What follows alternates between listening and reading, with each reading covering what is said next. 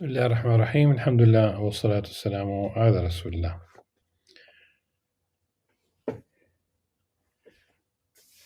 We are still reading from Imam Al-Ghazali's The 99 Beautiful Names of God, المقصد الأسنى في شرح أسماء الله الحسنى, translated by David Burrell and Aziz Dahir. And we began reading from part 2 of this book, and chapter 1 on explaining the meanings of God's 99 names. And after on one level enumerating these names, because the hadith says God, great and glorious, has 99 names, 100 minus 1, single witr. He loves odd numbers, and whoever enumerates them will enter paradise. You said that enumerating cannot be like a machine reading, like a parrot. It's about belief, and it's the attempt of internalizing some of the meanings where possible.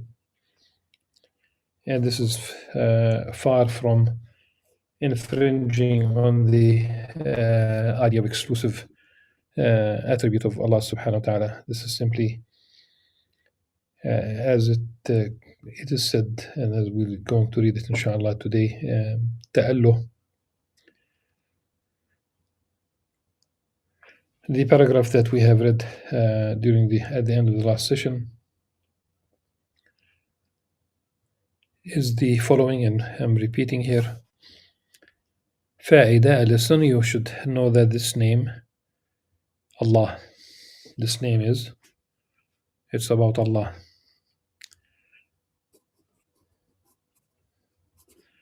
Is the greatest of the 99 names of God, great and glorious, because it refers to the essence which unites, entails rather than unites all the attributes of divinity, so that none of them is left out, whereas each of the remaining names only refers to a single attribute, the attribute being about knowledge or power or agency, and the rest. It is also the most specific of the names, since no one use it for anyone other than Him, other than Allah subhanahu wa ta'ala, capital letter, Him, neither literally nor metaphorically, whereas the rest of the names may name things other than He, as in the powerful, the knowing, the merciful, and the rest. So in these two respects, it seems that this name is the greatest of these names, is in as much as in English we use the capital letter, the powerful, the knowing, the merciful, capital M, for example. Probably the equivalent of this is when we use the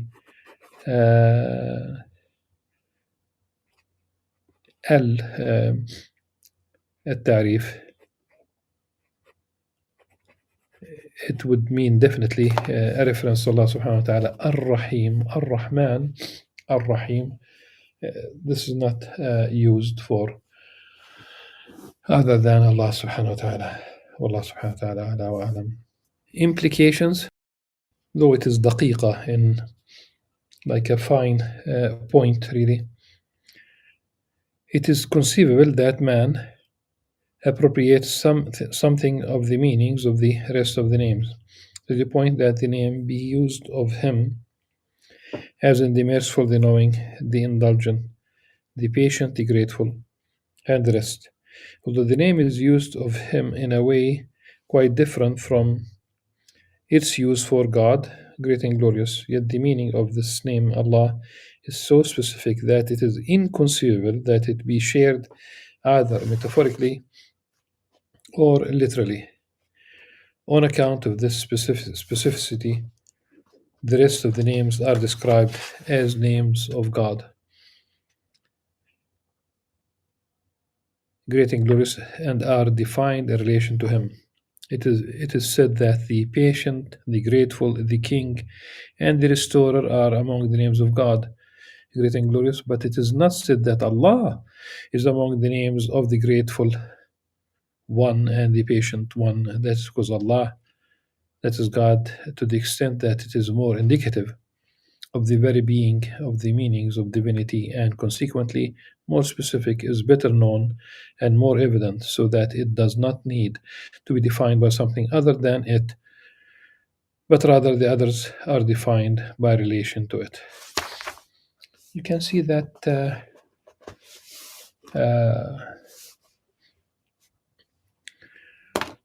for example, in general, the names of prophets are used in the three religions, in Judaism, Christianity, and Islam, as names of persons. So Abraham is used in three religions, so it's not exclusive to any particular religion. So say Isaac, that's also a name, used by the three religions as the name of a person. If you say Jacob, it's the same story. Even Ishmael, even Jews would you have Rabbi Ishmael. Yes, and the biblical son of Ismail alayhi salam is Kedar. You have the colony settlement, as it is called, just east of Jerusalem, at a distance in the West Bank, named after the son of Ismail alayhi salam. Wallahu alam if this is really his name, but the idea is, now where I'm going with this, how about Prophet Muhammad sallallahu alaihi wasallam? Oh yes, it is the name of, in fact, probably, I don't have statistics, probably if it's not the most popular name around the world, it's probably at least one of the most popular names around the world. Now, Musa, oh yes, same story. Then we have to come to Jesus Christ, peace upon him. So Isa, Jesus. It is also a name of a person, despite the fact that it is one of the three persons for Christianity, one of the three persons of the Trinity, but they still name persons, people, after Jesus Christ, after Jesus. But no one, we also name children after Isa alayhi salam. And of course, Maryam, it goes without saying, the only name to be of a woman mentioned in the Quran. But no one ever named a person Allah. Ever. People know. People know, and people know better. And it's not about it being illegal. It's not about, people will not do that. People will not do that.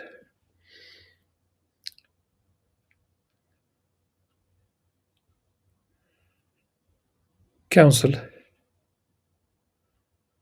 Man's share in this name should be for him to become godlike. Ta'alluh.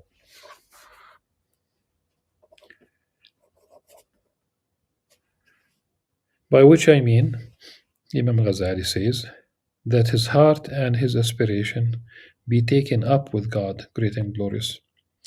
That he not look towards anything other than him, nor pay attention to what is not he. That he neither implore nor fear anyone but him, but Allah subhanahu wa ta'ala. How could it be otherwise?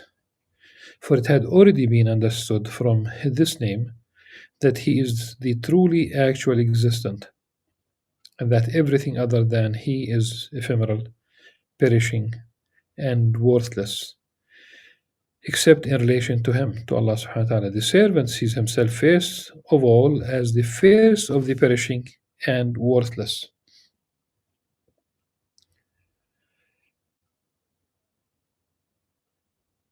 First of the perishing, أول هالك. Worthless, no, it's باطل. like null and void, but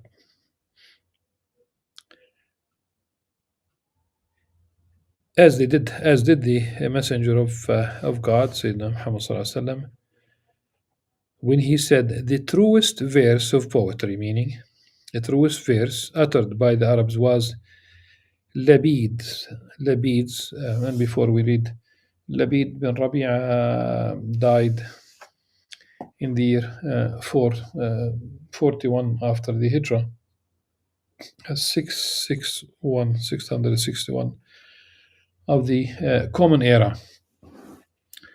What did Labid say? Surely everything except God is vain. على كل شيء ما خلا الله باطل.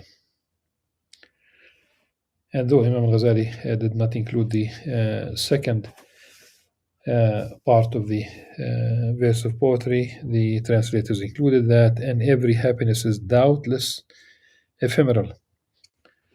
ألا كل شيء ما خلا الله باطل وكل نعيم لا محالة زائل. And I will add another, the full second verse. وكل أناس سوف تدخل بينهم دويهية تصفر منها الأنامل. And all people will have a calamity that will enter amongst them, like that will lead the fingers to become yellow.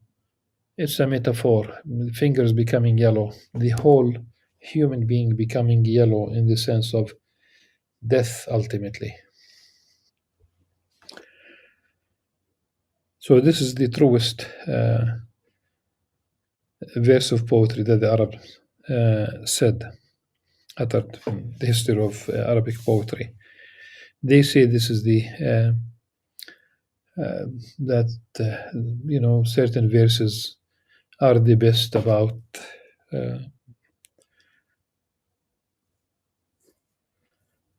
love, the best about even criticism.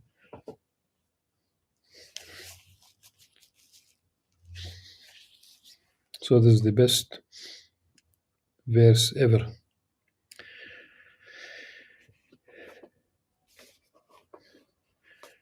Now we come to the names Ar-Rahman, Ar-Rahim.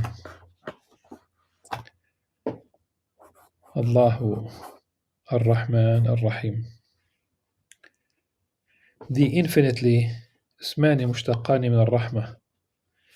الرحمة تستدعي مرحوما ولا مرحوم إلا وهو محتاج، وهو الذي ينقضي به حاجة المحتاج من غير قصد وإرادة وعناية بالمحتاج لا يسمى رحيما.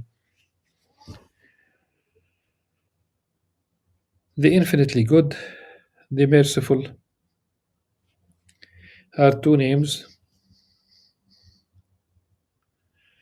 Sometimes we translate, of course, one can talk about other possible translations. The compassionate, the merciful. So here it's translated as the infinitely good. Ar-Rahman, the infinitely good. Ar-Rahim, the merciful, are two names derived from mercy. Mercy requires an object of mercy, a recipient of mercy, someone who needs mercy. And no one is an object of mercy unless he be in need of it. Yet the one by whom the needs of the needy are fulfilled will not be called merciful if that is accomplished without intention, volition, or concern for the one in need. Nor is one called merciful who wants to fulfill their needs, yet does not meet them, even though he be able to fulfill them.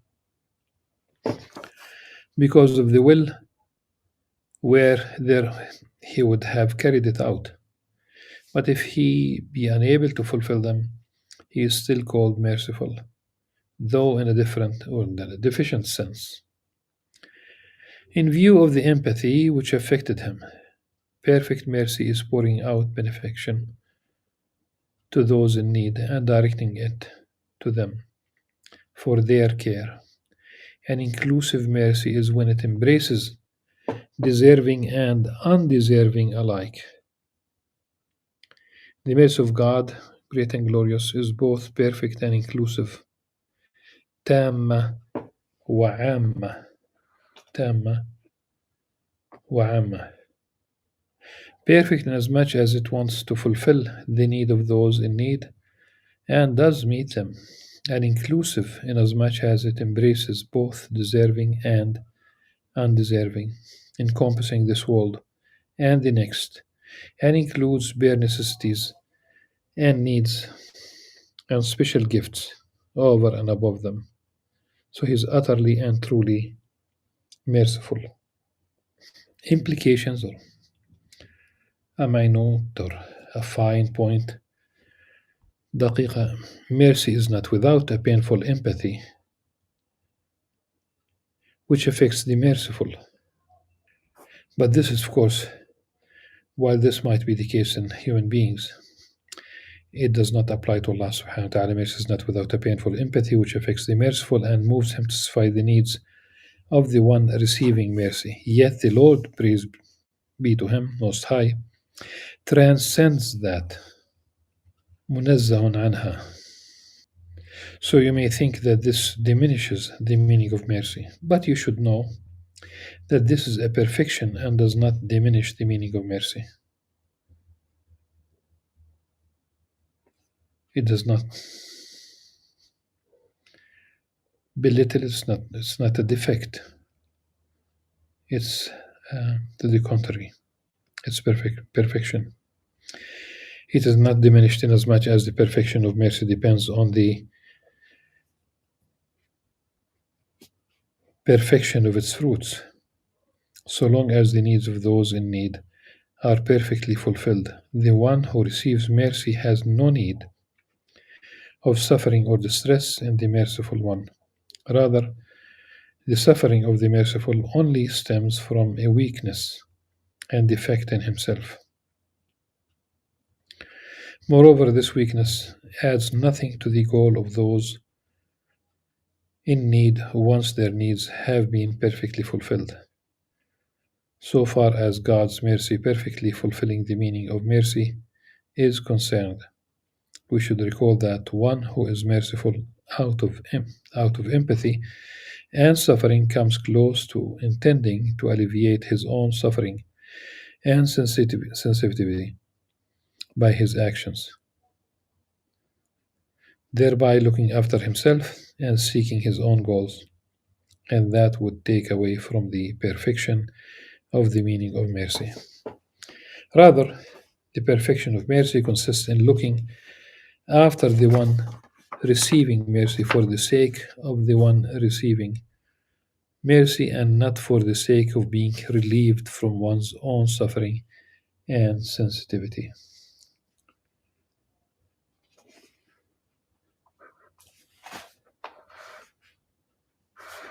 So not to relieve one from the pain of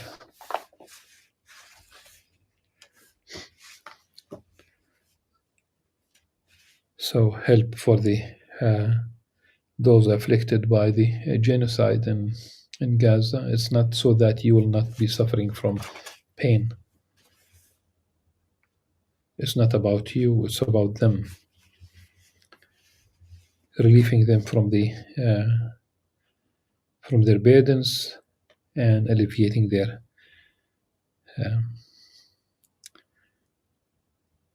their needs and taking care of all the things that they need, and practically they need everything, every good thing that is lacking. Plenty of death and destruction. It's an ethnic cleansing that took place before the camera. Well documented. Listen, Ar-Rahman is more specific than Ar-Rahim, in that no one except God, great and glorious, is named by it. Whereas Ar-Rahim may be used for others. In this respect, Ar-Rahman is close to the name of God Most High, which functions like a proper name, Allah.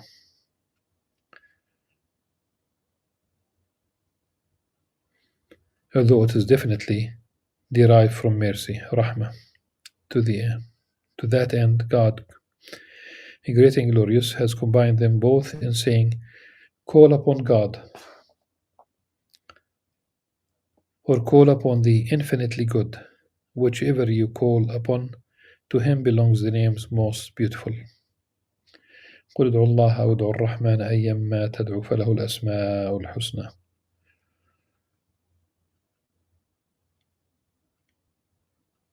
In this respect, given our ruling out synonymy among the enumerated names, we should distinguish between the meanings of the two names. More precisely, the meaning of Ar-Rahman should be a kind of mercy beyond the powers of people and related to happiness in the next life. The infinitely good is He who loves men, first by creating them, second by guiding them to faith and to the means of salvation, third by making them happy in the next world, and fourth by granting them the contemplation of His noble face. I would highlight something. In English, they have used that the creation took place out of love.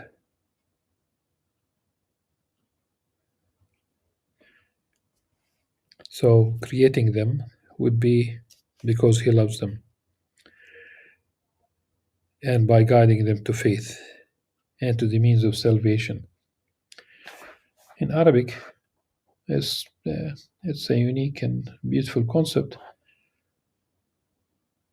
فالرحمن هو العطوف على العباد بالإيجاد أولا بداية الإيمان وسبب السعادة ثانيا. Okay.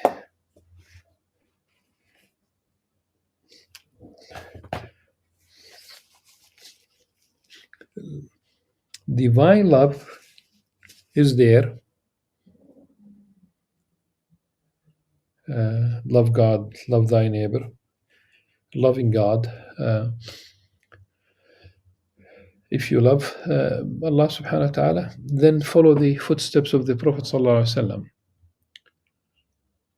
قل إن كنتم تحبون الله فاتبعوني يحببكم الله. If you claimed, if you want to, if you do love Allah subhanahu wa ta'ala, then follow me, follow the sunnah of the Prophet sallallahu alaihi wasallam. And by sunnah, of course, we mean everything that he brought as much as you can, everything that was revealed to him, everything that he his action, his confirmations, his not every hadith entails a sunnah, but the idea is that it is not unconditional love in that, it's not.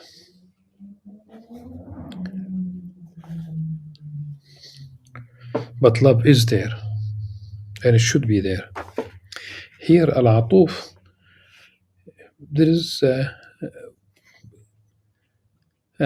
there's compassion tending to humanity, tending to creation.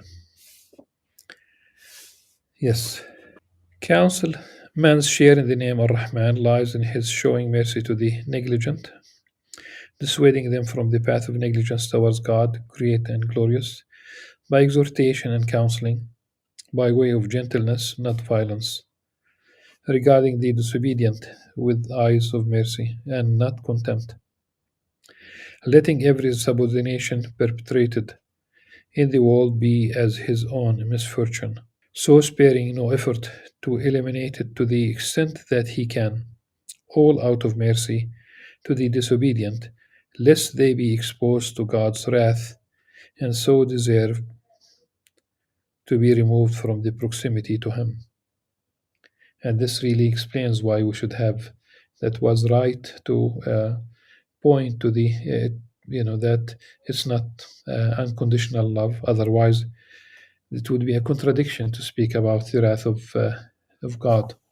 His share of the in the name of Rahim lies in not turning away from any needy persons without meeting their needs to the extent of his ability, nor turning from any poor in his neighborhood or town without committing himself to them and ridding them of their poverty, either from his own wealth or reputation, or by interceding on their behalf with another.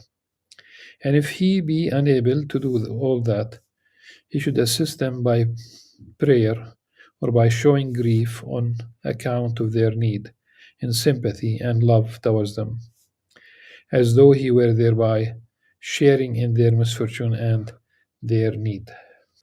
Again, رقة عليه وعطفا. I mean, if you'd like to use the word love, that's fine. That's you love that the good news. You love that to share. You love to take care of people. You might do what you do out of love for Allah subhanahu wa ta'ala. Okay? But doesn't mean that you love the person. I know for a fact that when a Muslim takes care of a non-Muslim, there is that shared humanity, shared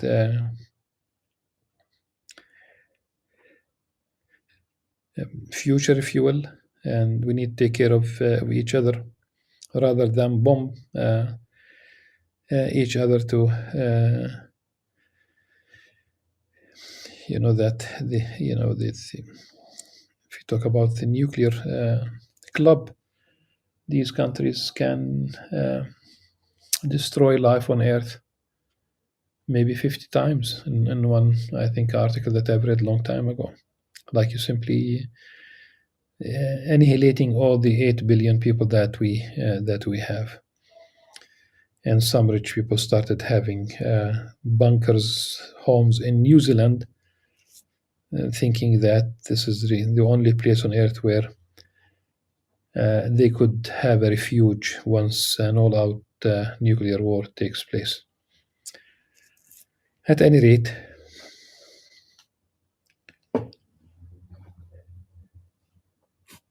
atf, and we need compassion, really. We need to take care. The capitalist ethos nurtures the ego that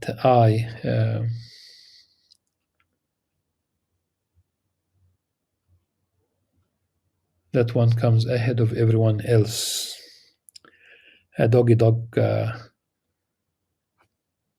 competition without mercy, without compassion, without taking care of the needy, where the 20% who live in the north enjoy 80% of the resources, and 80% of those who live in the south subsist on 20% of the resources. When Pope Paul John II asked Western leaders to wipe out the debt of the Third World, which is pretty much the South, they refused. That's at the turn of the second millennium. That's really the nature of capitalism. Merciless.